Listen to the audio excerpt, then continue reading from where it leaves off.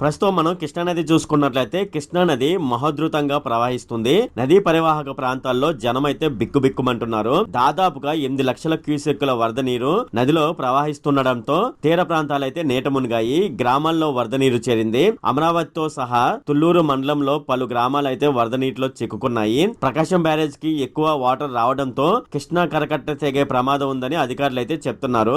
కృష్ణా నది 2 జిల్లాల్లో ఉందన్నమాట. ఒక సైడ్ కట్ట కృష్ణా జిల్లాలో ఉంది. అంటే మనకు కృష్ణా జిల్లాలో చూసుకున్నట్లయితే మనకు బస్టాండ్ ఉంది కదా విజయవాడ పైకి ఎదురుగా కనిపించేదాన్ని మనం కట్ట అని అంటారు. అలాగే గుంటూరు జిల్లాలో కూడా ఒక కట్ట అయితే ఉంది.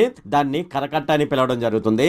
అధికారులు ఎప్పటికప్పుడైతే పరిస్థితిని అయితే సమీక్షిస్తున్నారు. ఇది ప్రస్తుతం అయితే అమరావతి పరిస్థితి. ఇలా ఉన్న అమరావతి రాజధానికి అర్హత ఉంటుందా? రాజధానికి పనికి వస్తుందా? అసలు రాజధాని అనేది ఇక్కడ పెడితే ఫ్యూచర్ లో మునిగిపోయే ప్రమాదం ఉందా అనే విషయాలు మనం ఈ వీడియోలో చూద్దాము. అంతేకాకుండా వైజాగ్ లో పోయిన నెల సముద్రం వెనక్కి వెళ్లడం జరిగింది. అలా వెనక్కి వెళ్ళడానికి గల కారణం ఏమిటి? వైజాగ్ లో ఉన్న తీర ప్రాంతంలో మాత్రమే సముద్రం అనేది వెనక్కి వెళ్తుందా? మిగతా తీర ప్రాంతాల్లో సముద్రం వెనక్కి వెళ్తుందా లేదా? అక్కడ మృత్తికారులు ఈ విషయంపై ఏమని చెప్తున్నారు అనే విషయాలు మనం ఈ వీడియోలో డిస్కస్ చేద్దాము. ఈ వీడియోలోకి వెళ్లే ముందు నాదొక రిక్వెస్ట్ ఫ్రెండ్, అదేంటంటే ఈ వీడియో కనుక మీకు నచ్చినట్లయితే ఇక్కడ కింద రెడ్ కలర్ సబ్స్క్రైబ్ బటన్ మీద అయితే ప్రెస్ చేయండి. ఇలా మీరు రెడ్ కలర్ సబ్స్క్రైబ్ బటన్ మీద ప్రెస్ చేయడం వల్ల నేను చేసిన ప్రతి ఇన్ఫర్మేషన్ వీడియో అనేది అందరికంటే ముందు అప్డేట్ రూపంలో మీ మొబైల్ కి అయితే చేరిపోతుంది. ఇప్పుడు మనం వీడియోలోకి అయితే వెళ్ళిపోదాం. అమరావతి రాజధానిగా పనికి వస్తుందా అనే విషయాన్ని తెలుసుకునే ముందు ప్రస్తుతం అయితే అక్కడ అమరావతి పరిస్థితి ఎలా ఉంది అనేది ఇప్పుడు మనం చూద్దాము. కరకట్ట పరిసర ప్రాంతాల నుండి సీఎం చంద్రబాబు నాయుడు ఇంటి వైపుగా ఉండే కృష్ణా కరకట్ట తెగే ప్రమాదం ఉందని అక్కడ అధికారులు అయితే ఆందోళన చెందుతున్నారు. దీంతో కృష్ణా కరకట్ట వాసులు భయం గుప్పిట్లో పెట్టుకుని జీవిస్తున్నారు. దీని ప్రభావంతో రాజధాని ప్రాంతం ముప్పు పెరగనుంది. ఇప్పటికే గంటకు పెరుగుతున్న ప్రకాశం బ్యారేజ్ ఇన్ఫ్లోతో ఆందోళన అయితే పెరుగుతుంది. గత 120 సంవత్సరాలలో రికార్డులను అధిగమిస్తూ భారీగా వరద నీరు వచ్చి చేరింది కృష్ణా నదిలో. 1903, 2009లో వచ్చిన వరదల రికార్డులను అధిగమిస్తూ 11.37 లక్షల క్యూసెక్ల వరద నీరైతే కృష్ణా నదిలోకి వచ్చి చేరింది. పెరుగుతున్న వరద తుళ్లూరు మండలంలోని లంక గ్రామాలు జల దిగ్బంధంలో చిక్కుకున్నాయి. మంతెన సత్యనారాయణ ఆశ్రమంలోని గ్రౌండ్ ఫ్లోర్ నీట మునిగింది. అక్కడ ఉన్న వారిని తరలించారు. అమరావతిలోని అమరేశ్వర ఆలయం, పోలీస్ స్టేషన్, పట్టణం మొత్తం జల దిగ్బంధంలో చిక్కుకుంది. పలువురు నివాసాలు వరద నీటిలో ఉన్నాయి. స్థానిక అధికారులు సహాయక చర్యలు అయితే ప్రారంభించారు. అమరావతి పరిధిలో కరకట్ట తెగే ప్రమాదం ఉందని ముందే పసిగట్టి మట్టి కట్టలను వేసి గ్రామస్తులైతే అప్రమత్తమయ్యారు. ఇటు ప్రకాశం బ్యారేజ్ చూసుకున్నట్లయితే ప్రకాశం బ్యారేజ్ మొత్తం 70 గేట్లను తెరిచి సముద్రంలోకి నీటిని అయితే విడుదల చేయడం జరిగింది. అంతేకాకుండా అక్కడ రెండో ప్రమాద హెచ్చరిక జారీ చేయడం జరిగింది. బ్యారేజ్ నుంచి 11.42 లక్షల క్యూసెక్ల నీటిని అయితే విడుదల చేయడం జరిగింది. కాలువలకు 500 క్యూసెక్ల నీటిని అయితే విడుదల చేసినట్లు అక్కడ అధికారులు అయితే చెప్తున్నారు. మొత్తం 70 గేట్లు తెరిచి సముద్రంలోకి నీటిని అయితే విడుదల చేయడం జరిగింది. ప్రస్తుతం ప్రకాశం బ్యారేజ్ వద్ద 24.5 అడుగుల మేర నీటి మట్టం కొనసాగుతుంది. ప్రభుత్వ యంత్రాంగం పూర్తిగా అప్రమత్తమైంది. ఇక్కడ మనం చూసుకున్నట్లయితే అమరావతి అనేది రాజధాని, కానీ విజయవాడ అయితే రాజధాని కిందకు వస్తుంది. కానీ రాజధానికి సమీపంలో ఉన్న ఒక పట్టణం మాత్రమే. విజయవాడ అనేది మునిగిపోవడానికి కారణం ఏమిటంటే ఇక్కడ కృష్ణా నది వల్ల ఎక్కువ ఎఫెక్ట్ అయితే లేదు. ఇక్కడ బొడమేరు ఉండడం వల్ల ఈ బొడమేరు ఉప్పొంగడం వల్ల అక్కడ సమీపంలో ఉన్న ప్రాంతాలు అయితే నీట మునగడం జరిగింది. కేవలం అక్కడ ఉన్న బొడమేరు వల్లే విజయవాడకు ప్రమాదం ఉంది. నిన్న విజయవాడకు వరదలు వచ్చినప్పుడు మన సీఎం గారైన చంద్రబాబు నాయుడు గారు బోట్ లో వెళ్లి వరద బాధితులను అయితే పరామర్శించడం జరిగింది. అంతేకాకుండా ఆయన అక్కడ ఉన్న కలెక్టర్ ఆఫీస్ ని, అంటే విజయవాడలో ఉన్న కలెక్టర్ ఆఫీస్ ని తన క్యాంపు కార్యాలయంగా మార్చుకొని వరదలు తగ్గే వరకు అక్కడే ఉండి అక్కడ నుండి పనిచేస్తానని సీఎం చంద్రబాబు నాయుడు గారు అయితే చెప్పడం జరిగింది. అలాగే వరదలు తగ్గే వరకు, ఇక్కడ పరిస్థితి మెరుగుపడే వరకు ఇక్కడే ఉండి వీళ్ళతోనే ఉండి వీళ్ళ సమస్యలు తెలుసుకొని వాళ్లకు కావాల్సిన అవసరాలు తీరుస్తానని చంద్రబాబు నాయుడు గారు అయితే చెప్పడం జరిగింది. గత 3 రోజులుగా చంద్రబాబు నాయుడు గారు విజయవాడలోనే ఉండడం జరిగింది.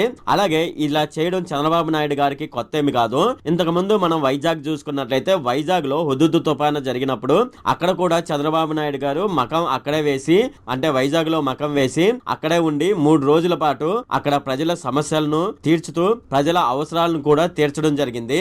మొత్తం అక్కడ విద్యుత్ సరఫరా వచ్చే వరకు అక్కడే ఉండి, అలాగే అక్కడ సెల్ ఫోన్ టవర్లు కూడా బాగు అయ్యే వరకు అక్కడే ఉండి ప్రజలకు తోడుగా ఉండి ప్రజలకైతే ధైర్యం చెప్పడం జరిగింది హుదూద్ తుఫాను సమయంలో. ఇప్పుడు కూడా విజయవాడలో అదే పని చేస్తున్నారు చంద్రబాబు నాయుడు గారు. సీఎం గా ఉండి రాత్రనగా పగలనక ఇలా ప్రజలకు సేవ చేయడం అనేది చంద్రబాబు నాయుడు గారి గొప్పతనం అని చెప్పుకోవచ్చు. అంతేకాకుండా అతని వయసు మనం చూసుకున్న చూసుకున్నట్లయితే 70 సంవత్సరాలు దాటిపోయినాయి. అయినా సరే ప్రజల కోసం ఈ విధంగానైతే కష్టపడుతున్నారని చెప్పవచ్చు. ఇక అమరావతి అనేది రాజధానిగా పనికి వస్తుందా అనేది మనం చూసుకున్నట్లయితే అమరావతిలో వర్షం పడి మునిగిపోవడం మనకు అమరావతి మాత్రమే కనిపిస్తుంది. కానీ హైదరాబాదు, అలాగే బెంగళూరు, అలాగే చెన్నై చూసుకున్నట్లయితే ఇక్కడ కూడా వరదలు వస్తాయి. ఇక్కడ వరదలు రావని చెప్పడానికి లేదు. అలా వరదలు వచ్చినప్పుడు నీరు రోడ్లపైకి రావడం వల్ల అక్కడ లోతట్టు ప్రాంతాలు అయితే మునిగిపోతూ ఉంటాయి. కారణం ఏమిటని మనం చూసుకున్నట్లయితే అక్కడ డ్రైనేజీ సిస్టమ్ అనేది సరిగ్గా లేదని చెప్పవచ్చు. మన ఇండియా మొత్తం చూసుకున్నట్లయితే డ్రైనేజీ సిస్టమ్ అనేది ఎప్పుడో నైజాం కాలంలో కట్టిన డ్రైనేజీ సిస్టమ్ అన్నమాట. అది అప్పుడు జనాభాను బట్టి, అంటే ఫర్ ఎగ్జాంపుల్ అప్పుడు 10 లక్షల జనాభా ఉన్నారనుకోండి, 10 లక్షల జనాభాకు తగ్గట్టుగా అక్కడ డ్రైనేజీ సిస్టమ్ కట్టడం జరిగింది. కానీ ఇప్పుడు జనాభా పెరిగిపోవడంతో డ్రైనేజీ సిస్టమ్ అనేది మార్పు లేదు. సేమ్ అదే డ్రైనేజీ సిస్టమ్ ని ఇప్పుడు ప్రజలు కూడా వాడడంతో జనాభా పెరిగినా సరే సేమ్ అదే డ్రైనేజీ సిస్టమ్ ని ఇప్పుడు వాడుతున్నారు. దాని వల్ల ఏంటంటే ఇటువంటి ప్రమాదాలు జరిగే అవకాశం అయితే ఎక్కువగా ఉంటుంది. అది ఎలాగంటే వరద నీరు చేరినప్పుడు డ్రైనేజీల ద్వారా అది కాలువలోకి లేదంటే నదుల్లోకి అయితే వెళ్తుంది. కానీ డ్రైనేజీ సిస్టమ్ సరిగ్గా లేకపోవడం వల్ల ఆ నీరు అనేది వెనక్కి వచ్చి లోతట్టు ప్రాంతాలు అయితే మునిగిపోతున్నాయి. హైదరాబాద్ కూడా అదే పరిస్థితి, అలాగే చెన్నై కూడా అదే పరిస్థితి. ఇంకా చూసుకున్నట్లయితే మనకు బెంగళూరు కూడా అదే పరిస్థితిలో ఉంది. ఇక్కడ అమరావతికి సంబంధించి మరో బెనిఫిట్ ఏంటంటే ఇక్కడ అమరావతి రాజధాని కట్టడానికి 33,000 ఎకరాలు తీసుకున్నారు కదా. ఇలా తీసుకున్నప్పుడు డ్రైనేజీ సిస్టమ్ ఏ విధంగా తయారు చేయాలని వాళ్ళు ముందే అంచనా వేసుకోవడానికి అవకాశం అయితే ఉంటుంది. అంతేకాకుండా ఇప్పుడు వస్తున్న వరదల తాకిడికి తట్టుకునే విధంగా డ్రైనేజీ సిస్టమ్ అయితే డెవలప్ చేసి ఇంకా మరింత అడ్వాన్స్డ్ టెక్నాలజీని యూజ్ చేసి డ్రైనేజీ సిస్టమ్ అయితే కట్టుకోవడానికి అయితే అవకాశం అయితే ఉంటుంది. మనం ఫైనల్ గా చెప్పాలంటే వరదలు అనేది మన అమరావతికి కొత్త ఏమి కాదు, మిగతా రాష్ట్రాల రాజధానులకు కూడా కొత్త ఏమి కాదు. వరదలు అనేది వస్తూ ఉంటాయి, పోతూ ఉంటాయి. ఇప్పుడు వచ్చిన అమరావతికి వచ్చిన వరదలు వల్ల అమరావతికి ఒరిగింది ఏమి లేదు. కాకపోతే ఇంకా ప్రీ ప్లానెడ్ గా మన గవర్నమెంట్ అయితే డ్రైనేజీ సిస్టమ్ ని కట్టే అవకాశం అయితే ఉంటుందని చెప్పవచ్చు. పోయిన నెలలో చూసుకున్నట్లయితే పోయిన నెలలో వైజాగ్ లో సముద్రం అయితే వెనక్కి వెళ్ళడం జరిగింది అనమాట. సో ఎందుకు వెనక్కి వెళ్ళింది అనే విషయాన్ని ఇప్పుడు మనం చూద్దాము. సునామీ, తుఫాన్లు, సముద్ర ఉష్ణోగ్రతల్లో ఆకస్మికంగా మార్పులు వచ్చినప్పుడు, అలాగే సముద్రపు ప్రవాహాలు ఒక దిశ నుండి మరో దిశకు మారే క్రమంలో సముద్రం అయితే వెనక్కి లాగుతుంది. కానీ ప్రస్తుతం విశాఖ తీర పొడవునా ఇలాంటి పరిస్థితులు అయితే కనిపించలేదు. అంతేకాకుండా ఆగస్టు, సెప్టెంబర్ నెలల్లో సముద్ర గాలులు ఎక్కువగా వీస్తూ ఉంటాయి. ఈ గాలులు బలంగా తీరానికి సమాంతరంగా వెళ్ళినప్పుడు సముద్ర ఉపరితలంపై ఉండే నీటిని స్థానభ్రంశం చెందిస్తూ తీరం నుంచి వెనక్కి వెళ్తాయి. మళ్ళీ బలమైన గాలులు వ్యతిరేక దిశలో వస్తే నీరు ముందుకు వస్తుంది. ఇలా వెంటనే జరగవచ్చు, లేదంటే ఇది జరగడానికి కొన్ని గంటలు లేదంటే కొన్ని రోజులు కూడా పట్టవచ్చు.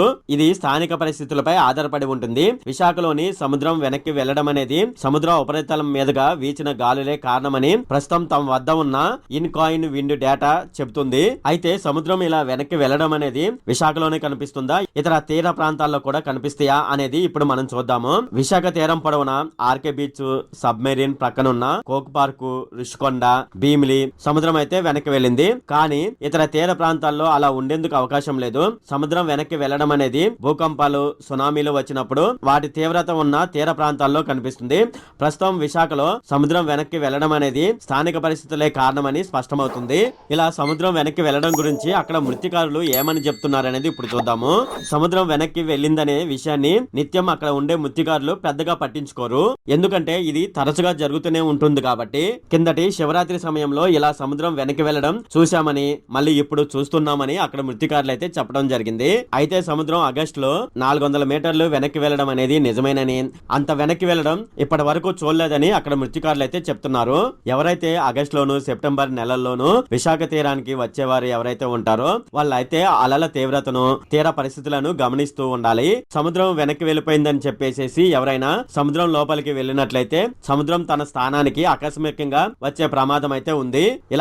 ఇలా ఆకస్మికంగా సముద్రం తన స్థానానికి తిరిగి రావడం వల్ల అక్కడ ఆకస్మిక ప్రమాదాలు జరిగే అవకాశం అయితే ఉంది. ఇదే కాకుండా మరో ప్రమాదం అయితే జరిగే అవకాశం ఉంది. అదేమిటంటే బయట తేలిన రాళ్లు విపరీతంగా నాచుపట్టి ఉంటుంది. అక్కడ ఫోటోలు తీసుకునే సందడిలో జారి కింద పడి ప్రమాదం అయితే ఉంది.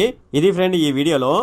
ఈ వీడియో కనుక మీకు నచ్చినట్లయితే ఇక్కడ కింద ఉన్న రెడ్ కలర్ సబ్స్క్రైబ్ బటన్ మీద అయితే ప్రెస్ చేయండి. అలాగే ఈ వీడియోని మీ ఫ్రెండ్స్ అండ్ ఫ్యామిలీ మెంబర్స్కి అయితే షేర్ చేయండి. అలాగే ఈ వీడియో సంబంధించి ఏమైనా కామెంట్లు ఉన్నాయి అనుకోండి, నాకు తప్పనిసరిగా క్రింద ఉన్న కామెంట్ సెక్షన్లో అయితే తెలియజేయండి. ఈ వీడియో అంతే friend. Okay, thank you friend.